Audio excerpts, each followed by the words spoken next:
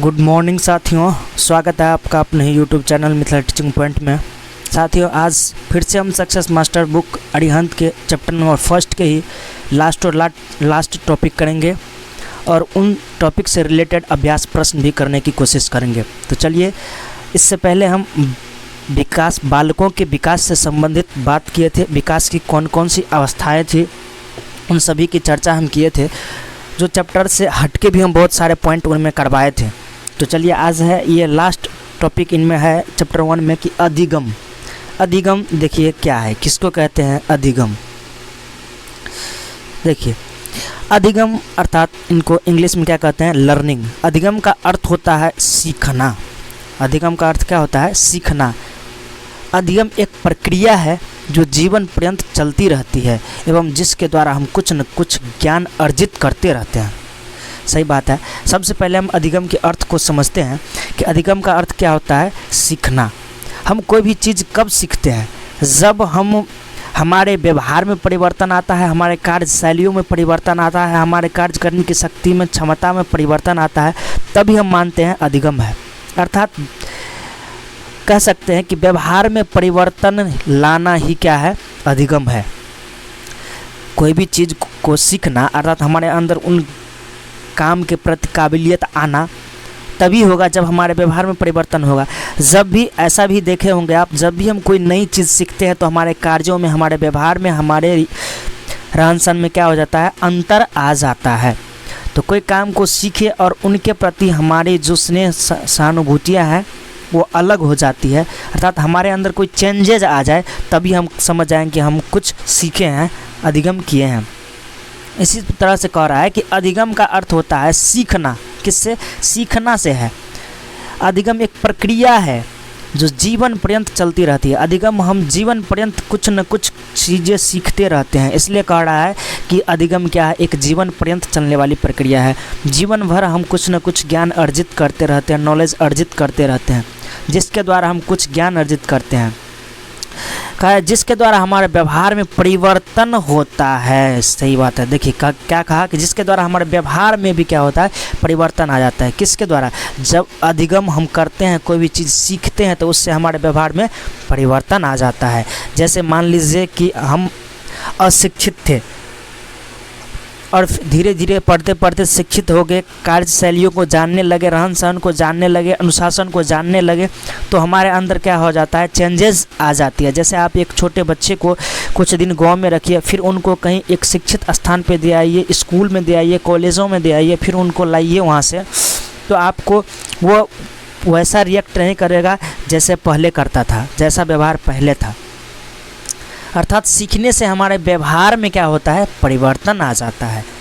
जन्म के तुरंत बाद ही बालक सीखना प्रारंभ कर देता है। जन्म लेने के तुरंत बाद ही क्या होता है, बालक कुछ न कुछ सीखना प्रारंभ कर देता है। कैसे, अधिगम व्यक्ति के सर्वांगीण विकास में सहायक होता है और एक व्यक्ति के सर्वांगीण विकास की आशा हम तभी कर सकते हैं जब वो उनके अंदर कोई चीज़ सीखने की गुण हो, सीखने की ललक हो और सीखे।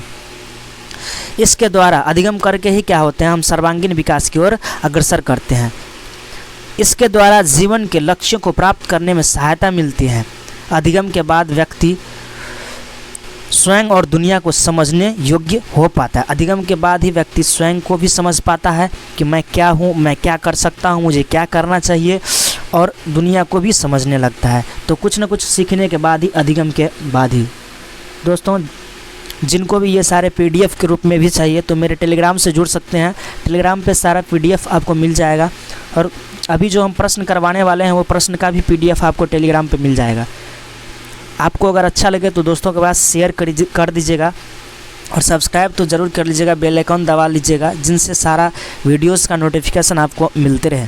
और भी कई सारे वीडियोस हम डालते हैं, जैसे ये तो अभी शिक्षा मनोविज्ञान अर्थात बाल विकास से संबंधित प्रश्न है, और आगे हम मैथ पेडागोजी के भी हम चैप्टर करवा रहे हैं टॉपिक, और हिंदी पेडागोजी के भी करवा रहे हैं। तो सारा आप मेरे यूट्यूब के प्लेलिस्ट में जाके देख सकते हैं। फिर देखिए अगला कह रहा है, यदि छात्र किसी विषय वस्तु के ज्ञान के आधार पर कुछ परिवर्तन करने एवं उत्पादन करने में सक्षम हो गया तो उसके सीखने की प्रक्रिया अधिगम कहा जाएगा। क्या कहा, यदि कोई क्या कहा, कोई छात्र किसी भी विषय वस्तु के ज्ञान के आधार पर, यदि छात्र किसी भी विषय वस्तु के ज्ञान के आधार पर कोई भी चीज़ सीखा, उसके आधार पर कुछ परिवर्तन करने एवं उत्पादन करने में सक्षम हो गया, अर्थात हम कुछ सीखे और उन्हीं से रिलेटेड और भी कई नई बातें जब हम उत्पादन करना का मतलब क्या हुआ, नई बातें कर लिए, कुछ जोड़ दिए, तो वही हुआ नई बातें। कुछ जोड़ना सीख गए तो हम समझ आएंगे कि हम अधिगम, हमारे अंदर अधिगम है, हम कुछ सीखे। सार्थक अधिगम ठोस चीज़ें एवं मानसिक द्योतकों को प्रस्तुत करने व उनके बदलाव लाने की उत्पादन प्रक्रिया है, न कि जानकारी इकट्ठा करने की प्रक्रिया है। देखिए, जानकारी इकट्ठा करना ही अधिगम नहीं है, उन जानकारी के आधार पर हम अपने आप में चेंजेस लाए, परिवर्तन लाए, तो ही अधिगम कहलाएगा। जैसे मान लीजिए हमें साइकिल चलाना नहीं आता था और साइकिल चलाना हम सीख गए, तो साइकिल चलाना सीख गए तो क्या हुआ, मेरे व्यवहार में परिवर्तन आया। कैसे कि पहले हम मान लीजिए साइकिल चलाना नहीं आता था तो हम मार्केट जाते थे, तो कोई सामान लाने के लिए जाते थे तो किसी से हेल्प लेकर के जाते थे या पैदल ही जाते थे। लेकिन आज हम साइकिल चला पाते हैं तो खुद से ही चल जाते हैं और खुद हम साइकिल चलाते हैं, तो क्या हुआ, हमारे व्यवहार में परिवर्तन हुआ कि नहीं। तो यही परिवर्तन और सीखना तभी कहेंगे जब हमारे व्यवहार में परिवर्तन हो। अधिगम के संदर्भ में विद्वानों द्वारा कुछ परिभाषा इस प्रकार दिया गया है। देखिए, गेट्स ने क्या कहा है। गेट्स के अनुसार अनुभव द्वारा व्यवहार में रूपांतरण लाना ही अधिगम है। बहुत ही इम्पोर्टेंट पॉइंट है, गेट्स का कहना है, पूछा जा सकता है और पूछा भी गया है। जब ईवीएस प्रश्न जो करवाएंगे प्रीवियस ईयर का, उसमें हम बतलाएंगे। गेट्स ने क्या कहा था कि अनुभव द्वारा व्यवहार में रूपांतरण लाना अर्थात परिवर्तन लाना ही क्या है, अधिगम है। ये पील का क्या कहना है, देखिए, अधिगम व्यक्ति में एक परिवर्तन है जो उसके वातावरण के परिवर्तनों के अनुसार ही होता है। ये पील ने क्या कहा, अधिगम व्यक्ति में एक परिवर्तन है जो उसके वातावरण के परिवर्तनों के अनुसार ही होता है। इनका भी मानना सही है। क्रो एंड क्रो ने क्या कहा, क्रो एंड क्रो ये दोनों पति पत्नी थे। देखिए, ये क्या कह रहे हैं, सीखना आदतों, ज्ञान एवं अभिवृत्तियाँ का अर्जन है। सीखना क्या है, आदतों का, ज्ञान का, हमारे नॉलेज का क्या है, अर्जन है, अभिवृत्तियों का अर्जन है। इसमें कार्यों को करने की नवीन तरीके सम्मिलित है और इनकी शुरुआत व्यक्ति द्वारा किसी भी बाधा को दूर करने अथवा नवीन परिस्थिति में अपने समायोजन को लेकर होती है। अधिगम हम कब करते हैं, अधिगम करने कोई भी चीज़ हमारे अंदर सीखने के लिए अलग कब आती है, जब हमारे अंदर कोई मुश्किल आती है, बाधाएं आती है, तो उन बाधाओं को दूर करने के लिए, उन संकटों को दूर करने के लिए और हम क्या करते हैं, कुछ सीखने की कोशिश करते हैं, प्रयास करते हैं। या हम कहीं जाते हैं नई जगह तो वहाँ हम अपने आप को एडजस्ट करने के लिए, उनके अनुरूप लाने के लिए, नवीन परिस्थितियों का कहने का मतलब हुआ उनके अनुरूप लाने के लिए हम अपने आप को क्या करते हैं, वहाँ की बातों को सीखने की कोशिश करते हैं। जैसे मान लीजिए हम गांव में रहते हैं और डायरेक्ट चले गए दिल्ली गए, तो दिल्ली में हमें क्या क्या चीज़ें कैसे कैसे होती है, वहाँ के रहन सहन क्या है, वहाँ की भाषाएँ क्या है, हमें पता नहीं था। लेकिन वहाँ हमें रहने के लिए, एडजस्ट करने के लिए वहाँ की भाषाओं को सीखना पड़ेगा, वहाँ के रहन सहन को सीखना पड़ेगा, नियम कानून को सीखना पड़ेगा। तो सीखने पर ही हम अपने आप को वहाँ क्या कर सकते हैं, एडजस्ट कर सकते हैं। तो वही सीखना क्या हो गया, अधिगम हो गया। जैसे मान लीजिए यहाँ से कोई व्यक्ति जम्मू कश्मीर गया, जम्मू कश्मीर के रहन सहन के बारे में पता नहीं है, वहाँ कितना कब ठंड लगती है, कब बारिश होती है, कौन सा कपड़ा पहनना चाहिए, कौन सी भाषाएं बोली जाती है, ये सारे चीज़ हमें सीखना पड़ेगा, तभी हम अपने आप को वहाँ समायोजन कर पाएंगे, एडजस्ट कर पाएंगे। तो क्रो एंड क्रो का भी मानना ठीक ही है कि नवीन परिस्थिति में समायोजन को लेकर होती है। अर्थात इनका कहना है कि हमारे अंदर अधिगम तभी होती है, आज सीखेंगे तभी जब हमें उनके प्रति कोई आवश्यकता होती है, हमें ज़रूरत पड़ती है, तभी हम अधिगम करने की ओर अग्रसर होते हैं। इसके माध्यम से व्यवहार में उत्तरोत्तर परिवर्तन होता है। सही बात है, उत्तरोत्तर अर्थात ऊपर की ओर बढ़ते जाता है, आगे की ओर बढ़ते जाता है, परिवर्तन होता ही रहता है। यह व्यक्ति की अपने अभिप्राय अथवा लक्ष्य को पाने में समर्थ बनाता है। सही बात है, अधिगम से ही हम सीख करके ही कुछ न कुछ अपने लक्ष्य को जो प्राप्त करते हैं, लक्ष्य की प्राप्ति के लिए हम अधिगम करना बहुत ही आवश्यक है। तो देखिए, इनका परिभाषा ये पूछा जा सकता है गेट्स और क्रो एंड क्रो का डाल दिया जा सकता है। फिर देखिए विकास का अधिगम से कुछ संबंध है। क्या संबंध है इनको भी जान लेते हैं। विकास का अधिगम से संबंध, विकास के विभिन्न पहलुओं का आपस में घनिष्ठ संबंध है एवं ये सभी अधिगम को प्रभावित करता है। विकास अधिगम को कैसे प्रभावित करता है, देखिए कह रहा है कि विकास क्या है, विभिन्न पहलुओं का आपस में घनिष्ठ संबंध है विकास का, ये अधिगम को भी प्रभावित करता है। तो विकास अधिगम को किस प्रकार प्रभावित करता है, देखिए शारीरिक विकास विशेषकर छोटे बच्चों में मानसिक एवं संज्ञानात्मक विकास में मददगार भी है। सही बात, बच्चे के एक छोटे बच्चे का सभी विकासों की कल्पना तभी कर सकते हैं जब उनका शारीरिक विकास अच्छा होता है। एक विकास दूसरे विकास को प्रभावित करता है, इसलिए स्टार्टिंग सबसे फर्स्ट विकास जो है बालक का क्या होता है, शिशु का क्या होता है, शारीरिक विकास ही होता है। जिनका शारीरिक विकास लालन पालन जैसा हुआ रहता है उनके आगे के विकास भी उसी ओर अग्रसर होता है, उन्हीं पर आधारित होता है। सभी बच्चों की खेल की गतिविधियाँ में सहभागिता उनके शारीरिक व मनो सामाजिक विकास के लिए आवश्यक है। खेल भी आवश्यक है आगे के विकास के लिए। मानसिक और भाषाई विकास सामाजिक विकास एवं अधिगम को प्रत्यक्ष रूप से प्रभावित करता है। एक ही बात समझ लीजिए, एक विकास दूसरे से क्या है, कोरिलेटेड है, अंतः संबंधित है। जब भी एक भी विकास की कमी होगी तो अगला विकास प्रभावित होगा। खास करके शारीरिक विकास बहुत ही अहम भूमिका निभाती है। जब हमारे अंदर शरीर का विकास अच्छा से नहीं हुआ होगा, हम स्वस्थ नहीं होंगे, हम बीमार होंगे, तो हमारे अंदर मानसिक विकास कैसे आ जाएगी, सामाजिक विकास कैसे होगा, हम संवेगों का विकास कैसे होगा। सभी विकास के लिए शारीरिक विकास अहम भूमिका निभाती है। बालकों का विकास एवं अधिगम एक निरंतर प्रक्रिया है। सही बात है, जिस प्रकार विकास एक निरंतर पर चलने वाली प्रक्रिया है उसी तरह अधिगम भी क्या है, एक निरंतर चलने वाली प्रक्रिया है, जिसके द्वारा बालकों में उन सिद्धांतों का भी विकास होता है जो बच्चे प्राकृतिक व सामाजिक दुनिया के बारे में बनाते हैं। इसमें दूसरे के साथ अपने रिश्ते के संबंध के विभिन्न सिद्धांत भी शामिल है, जिसके आधार पर उन्हें यह पता चलता है कि चीज़ें जैसी है वैसी क्यों है, कारण और कारक के बीच क्या संबंध है और क्या वह निर्णय लेने के क्या आधार है। कोई भी चीज़ को निर्णय लेकर उनको समाप्त करने की, उनको आगे बढ़ाने की जो कोशिश करते हैं, ये सारे के सारे अधिगम से ही हमें प्राप्त होते हैं, सीख करके ही हम जानते हैं। फिर देखिए अर्थ निकालना, ये बहुत ही बेहद अच्छा पॉइंट है। अर्थ निकालना, अमूर्त सोच की क्षमता विकसित करना, विवेचन व कार्य अधिगम की प्रक्रिया शाब्दिक महत्वपूर्ण पहलू है। ये सारे के सारे क्या है, अधिगम की प्रक्रिया का एक बहुत ही महत्वपूर्ण पहलू है। दृष्टिकोण, भावनाएं और आदर्श संज्ञानात्मक विकास के विभिन्न हिस्से हैं और भाषा विकास, मानसिक चरित्रण, अवधारणाओं और तार्किक में इसका गहरा संबंध है। भाषा विकास का भी क्या है, बहुत ही गहरा संबंध है अधिगम से। अधिगम के लिए हमारे अंदर कोई भी चीज़ सीखने के लिए हमारे अंदर भाषाओं का विकास भी कहीं ना कहीं महत्वपूर्ण भूमिका निभाती हैं, क्योंकि हम कोई भी चीज़ सीखेंगे तभी जब हम वहाँ की भाषाओं को जानेंगे।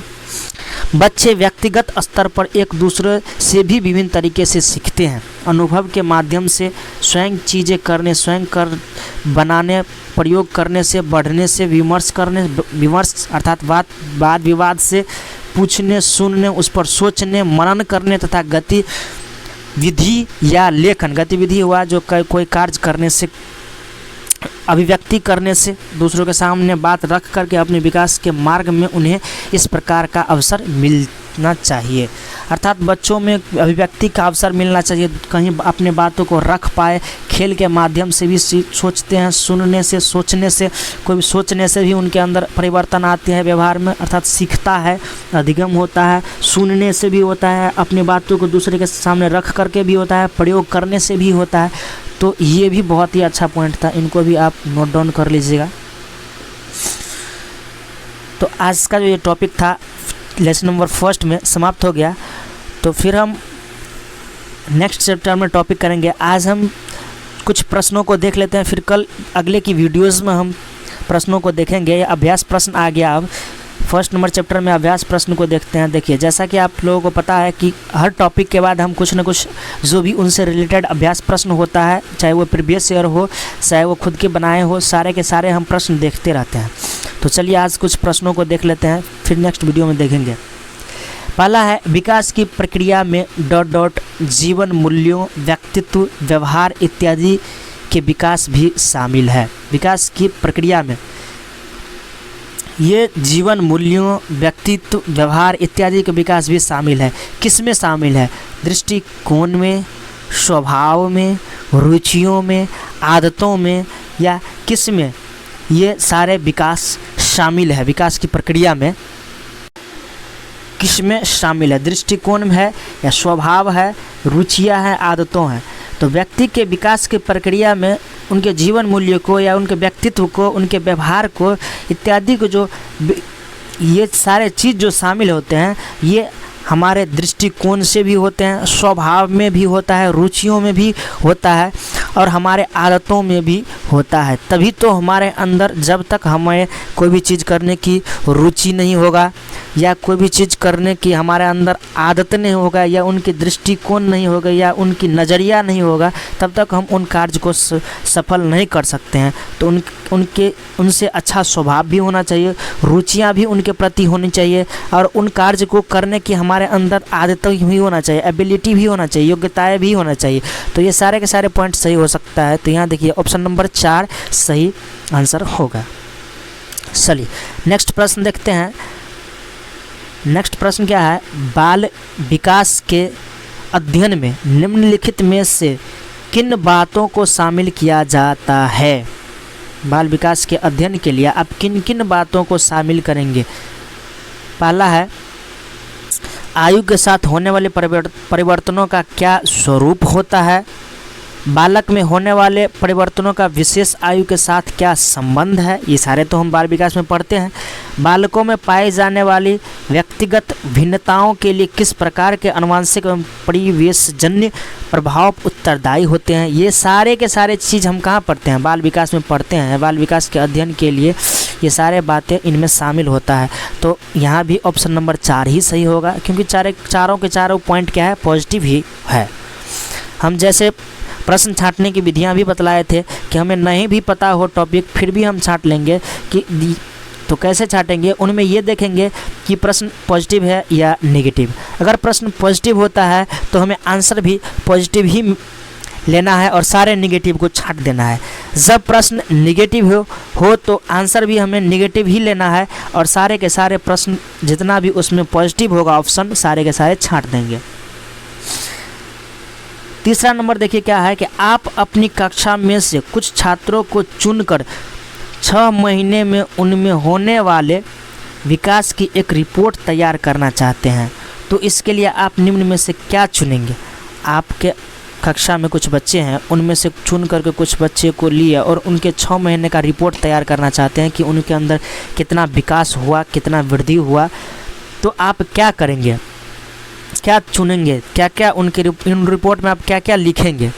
कह रहा है प्रत्येक माह उनकी लंबाई मापेंगे, प्रत्येक माह उनका वजन मापेंगे, प्रत्येक माह उनकी रुचियों, आदतों, दृष्टिकोणों, स्वभाव, व्यक्तित्व, व्यवहार आदि में होने वाले परिवर्तन की जांच करेंगे, प्रत्येक माह उनके शारीरिक आकार में होने वाले परिवर्तन को जांचेंगे। तो यहाँ प्रश्न क्या है? पॉजिटिव है, कहीं भी नकारात्मक बातों की चर्चा नहीं है, निगेटिव नहीं है।